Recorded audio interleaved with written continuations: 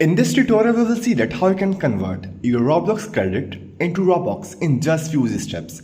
So let's dive right in. So it's very easy process. So for the first step, you can open this Chrome and simply log into your Roblox account. After logging in the right upper side, you will see here this Roblox icon. Simply you have to click on that, where you will see this My Transactions. Click to open it.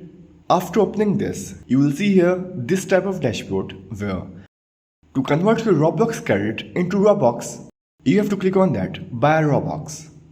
Then Roblox will show you this type of dashboard. Now you can select any of the plan, like if I select here this one, you will see here this type of window where at last you will see Redeem Roblox card. Simply you have to click on that. After clicking it, you will see here this redeem code option that you can simply use it. So that's how you can convert your Roblox credit into Robux in just few easy steps.